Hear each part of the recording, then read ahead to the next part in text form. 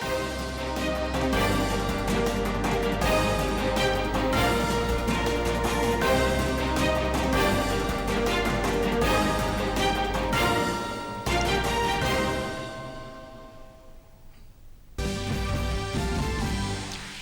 में G20 की भ्रष्टाचार रोधी कार्यसमूह की बैठक शुरू। केंद्रीय मंत्री डॉक्टर जितेंद्र सिंह ने कहा, मामलों के समय पर निस्तारण के लिए द्विपक्षीय समन्वय से ज्यादा बहुपक्षीय कार्रवाई की आवश्यकता। केंद्रीय मंत्री भूपेंद्र सिंह यादव ने रोहतक में बाबा मस्तनाथ अस्थल बोहर के दंगल कार्यक्रम में की शिरकत। कहा, पीएम के मार्गदर्शन में कर रहे हैं पर्यावरण सुधार के सार्थक प्रयास।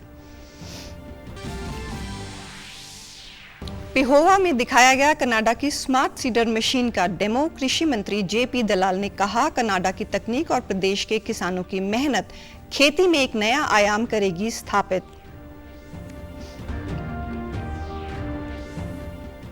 और राज्यपाल ने किया आईटीबीपी भानु पंचकूला में 23वीं अखिल भारतीय पुलिस बैंड प्रतियोगिता का शुभारंभ। कहा, किताबी ज्ञान के साथ साथ आत्मिक संतुष्टि के लिए संगीत को भी देना चाहिए समय। नमस्कार, मैं हूं शैली तनेजा। अब समाचार विस्तार से। आज गुरुग्राम में भ्रष्टाचार रोधी कार्य समूह की G20 बैठक को संबोधित करते हुए केंद्रीय मंत्री डॉक्टर जितेंद्र सिंह ने न्यायिक प्रक्रियाओं को सुचारू बनाने और मामले के समयबद्ध निपटारे के लिए कुशल समन्वय की जरूरत पर जोर दिया। उन्होंने कहा कि द्विपक्षीय संबंधों के बजाय बहुपक्षीय कार्रवाई होनी चाहिए। द्विपक्षीय समन्वय जटिल प्रक्रिया है और विदेशी आर्थिक अपराधियों के मामले सुलझाने में बाधक बनती है। केंद्रीय मंत्री ने कहा कि भारत अपराध से अर्जित आय और संपत्तियों को तेजी से जब्त करने की प्रणाली मजबूत कर रहा है। सरकार ने 2018 में भगोड़े आर्थिक अपराधियों से संबंधित कानून लागू किया है, जो भ्रष्ट तरीकों को नियंत्रित करने में महत्वपूर्ण शुरुआत है। प्रधानमंत्री मोदी ने सुशासन के लिए श्रेष्ठ पद्धतियां स्थापित की हैं और अन्य देशों ने भी इसमें रुचि दिखाई है। और banking frauds that were investigated under relevant statutory provisions that involved high net worth individuals where the proceeds of crime involved was more than $1 billion. And during the course of investigations, it was found that the offenders fled the country before or after the detection of the offence, as a result of which the passports were revoked with a view to restrict their movement. G20 के भ्रष्टाचार रोधी कार्य समूह की बैठक शनिवार तक चलेगी। बैठक में खाद्य और ऊर्जा सुरक्षा, विकास सहयोग, आतंकवाद, नए और उभरते खतरे, मानवीय सहायता और आपदा राहत के मुद्दों पर चर्चा होगी।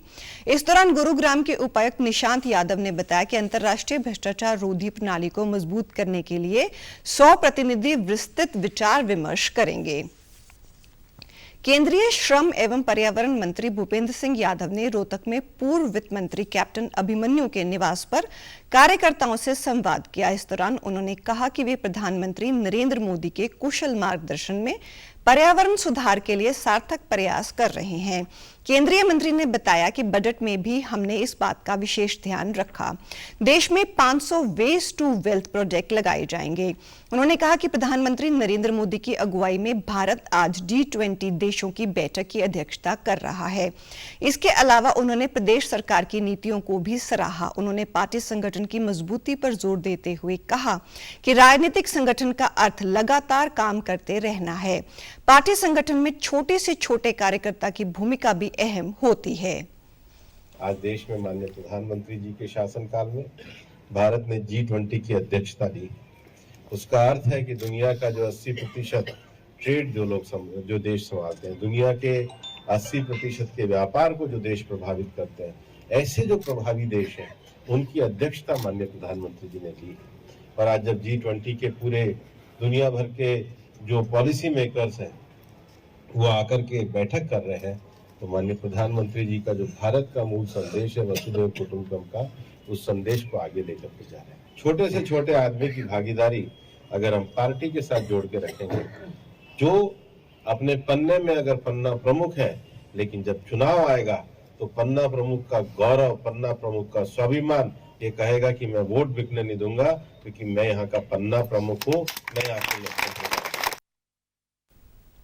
बाद में उन्होंने मस्तनाथ मठ स्थल बोहर मेला कार्यक्रम में बतौर मुख्य अतिथि शिरकत की। उन्होंने कुश्ती दंगल में पहलवानों का हाथ मिलवाकर कुश्ती की शुरुआत करवाई और विजेताओं के लिए लाखों के इनाम की घोषणा भी की।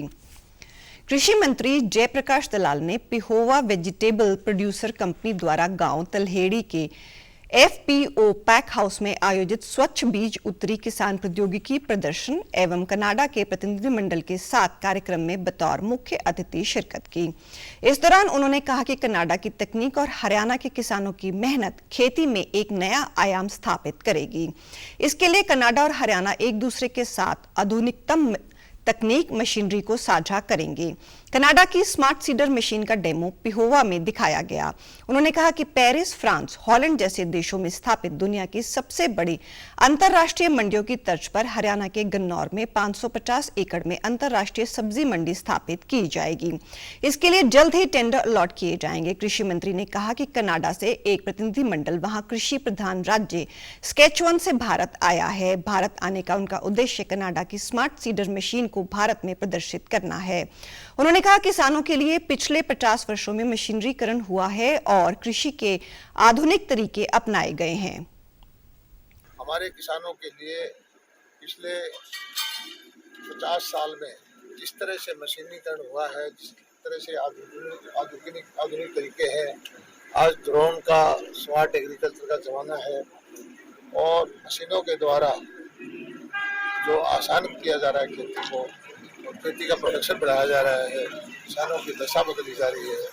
तो इस दिशा में कनाडा की जो टीम है हम उसका स्वागत करते हैं और कनाडा और हरियाणा खासकर जो सचकचन प्रदेश है वो कृषि प्रधान प्रदेश है और हरियाणा मिलकर के काम करेंगे। गन्नौर की मंडी का 550 एकड़ के अंदर जो विश्व की सबसे बड़ी मंडियां हैं हमने देखी हैं, पेरिस में है, स्पेन में है, हॉलैंड में है और उन मंडियों के अंदर बहुत बड़ा कारोबार होता है।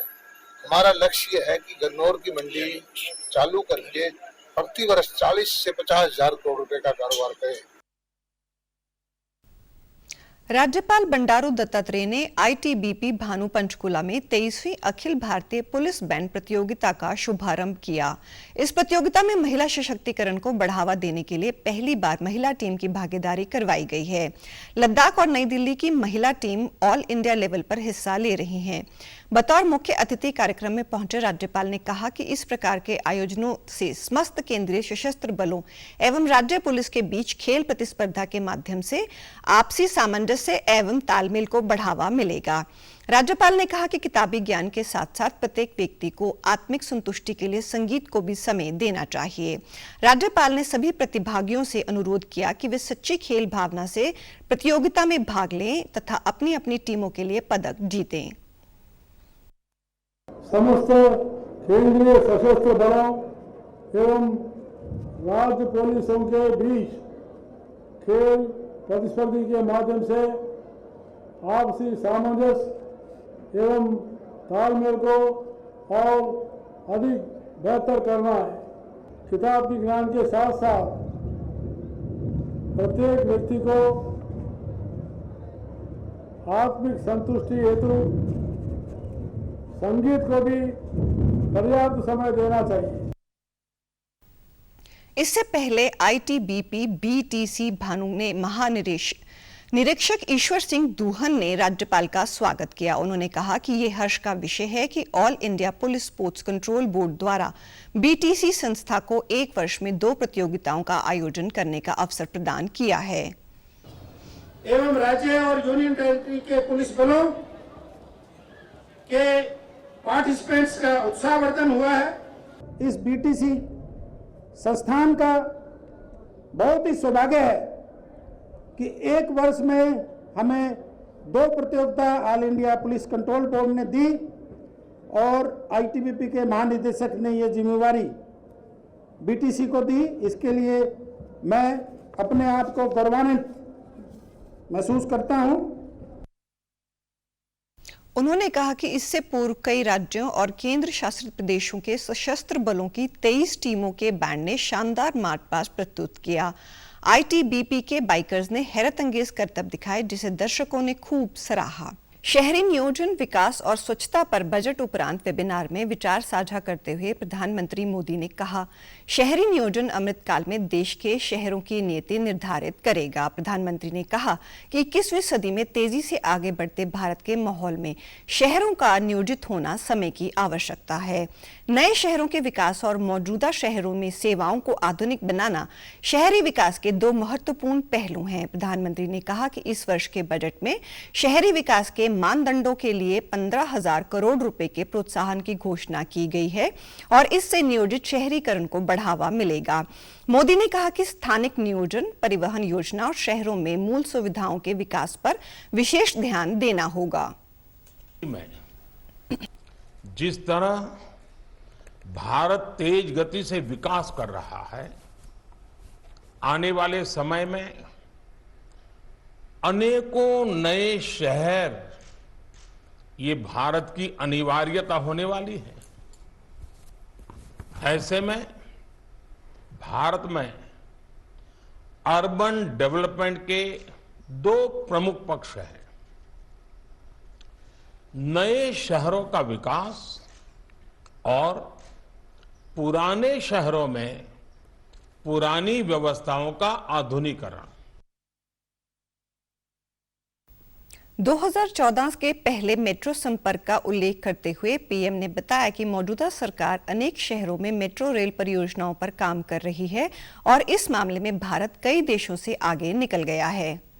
शहर कचरा मुक्त होने चाहिए, वाटर सिक्योर होने चाहिए और क्लाइमेट रेजिलिएंट होने चाहिए। इसके लिए हमें टियर 2 और टियर 3 शहरों में अर्बन इंफ्रास्ट्रक्चर और प्लानिंग में निवेश बढ़ाना होगा। आर्किटेक्चर हो, जीरो डिस्चार्ज मॉडल हो, एनर्जी की नेट पॉजिटिविटी हो, जमीन के इस्तेमाल में एफिशिएंसी हो, ट्रांजिट कॉरिडोर्स हो। उन्होंने कहा कि शहरों में बैटरी कचरे, बिजली कचरे, वाहन कचरे समेत विभिन्न प्रकार के कचरों को कंपोस्ट बनाने के लिए इस्तेमाल किया जा रहा है। आज 75% कचरे का प्रसंस्करण किया जा रहा है। सरकार जो योजनाएं और नीतियां बना रही है, उनसे शहरों में न केवल लोगों का जीवन सुगम होगा, बल्कि शहरों का भी विकास होगा। मुख्यमंत्री मनोहर लाल की अध्यक्षता में हुई उच्च शक्ति कार्य समिति की बैठक में गुरुग्राम महानगर विकास प्राधिकरण की लगभग 155 करोड़ रुपए की 4 परियोजनाओं को मंजूरी दी गई। इनमें गुरुग्राम की मुख्य सड़क एमजी रोड का दिल्ली से लोधी रोड की तर्ज पर सौंदर्यीकरण किया जाएगा। इफ्को चौक से सिकंदरपुर मेट्रो स्टेशन तक सर्विस लेन, वेंडर जोन तथा बस क्यू शेल्टर को भी नया रूप दिया जाएगा। धनवापुर में 100 MLDSTP के निर्माण, बसई व बहरमपुर में सब स्टेशन से संबंधित परियोजनाओं को मंजूरी दी गई। पहली बार 10 करोड़ रुपए से अधिक के इंजीनियरिंग कार्यों के आवंटन के लिए हरियाणा निवास में हुई बैठक में गुरुग्राम और फरीदाबाद की 10 परियोजनाओं के कार्य का एजेंडा रखा गया। बैठक के बाद मुख्यमंत्री ने प्रेस वार्ता में कहा कि पहली बार इंजीनियरिंग कार्यों के लिए HEW पोर्टल नया प्रयोग है। निरंतर बढ़ रहे तापमान के चलते केंद्रीय स्वास्थ्य मंत्रालय ने कई राज्यों और केंद्र शासित प्रदेशों को गर्मी से संबंधित एक स्वास्थ्य परामर्श जारी किया है। केंद्रीय स्वास्थ्य सचिव राजेश भूषण ने राज्यों और केंद्र शासित प्रदेशों को गर्मी के मौसम में गर्मी के प्रभाव को दूर करने के लिए प्रभावी कदम उठाने को कहा है। स्वास्थ्य सचिव राजेश भूषण ने राज्यों के सभी मुख्य सचिवों को लिखे पत्र में कहा है कि 1 मार्च से सभी राज्यों और जिलों में जलवायु परिवर्तन और मानव स्वास्थ्य पर राष्ट्रीय कार्यक्रम के अंतर्गत गर्मी से संबंधित बीमारियों की एकीकृत स्वास्थ्य सूचना मंच पर दैनिक रूप से निगरानी की जाएगी। मंत्रालय ने राज्यों को कहा कि गर्मी से संबंधित स्वास्थ्य कार्यकारी योजनाओं के क्रियान्वयन को सुनिश्चित करने के लिए जिले तथा स्वास्थ्य सुविधा स्तर पर गर्मी की चेतावनी को तत्परता से साझा किया जाना चाहिए। मंत्रालय के दिए गए निर्देश में कहा गया है कि पर्याप्त मात्रा में आवश्यक दवाएं, तरल पदार्थ, आइस पैक, ORS और सभी आवश्यक उपकरणों की पर्याप्त मात्रा में उपलब्धता के लिए स्वास्थ्य सुविधा तैयारियों की समीक्षा की जाए। समाचारों में आज इतना ही। नमस्कार।